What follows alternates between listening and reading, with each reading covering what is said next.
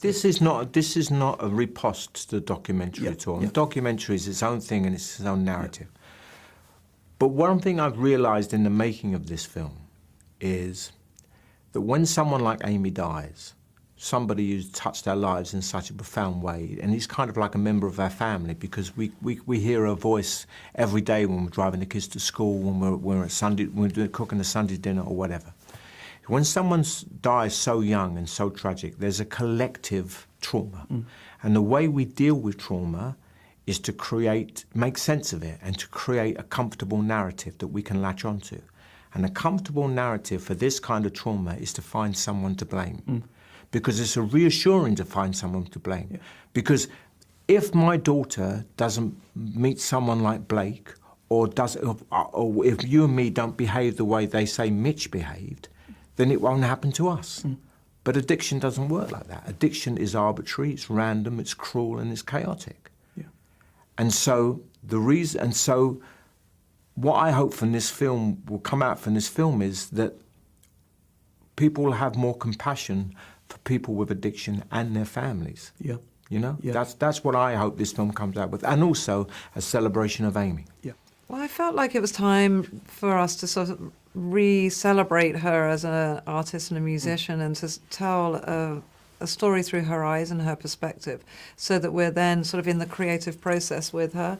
And just as we know the tragedy, we know what happened, just to have a sense of her not being just a victim of that, because that seems to have sort of overshadowed a bit who she is, and to just come back to a place of what an incredible musician and songwriter she was.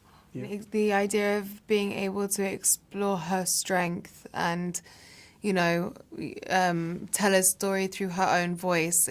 She was a writer, you know, she was a songwriter. So we have this catalogue of her feelings, and why not use them as inspiration to tell a story from her perspective again, especially when, as Sam says, she's kind of been the subject of so much talk and the victim of so much harassment. That, I mean, to sort of give her that power is a really incredible gift, I think. About a year before they contacted me, they offered me the part, I kind of knew that they were thinking of me to play Mitch. And I had a very good friend of mine who worked with Mitch and Amy. And I asked him what was his first-hand experience of their relationship, because I would trust his opinion. His kids and my kids went to school together, and my friend said, I like Mitch, Eddie. He said, you know, he's like us. He's a father of kids, and he was in an impossible situation. He loved his daughter, and he made mistakes. And I really identified with that. You know, I got 4 teenage kids. I love my kids, and I make mistakes every day.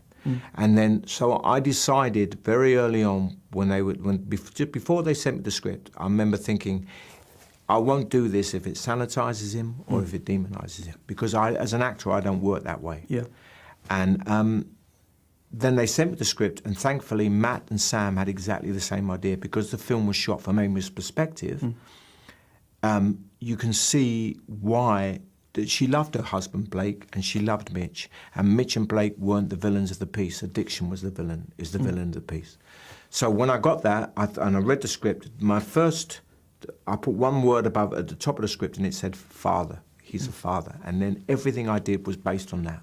And that doesn't mean that he was perfect. It meant he made mistakes, but he loved his daughter.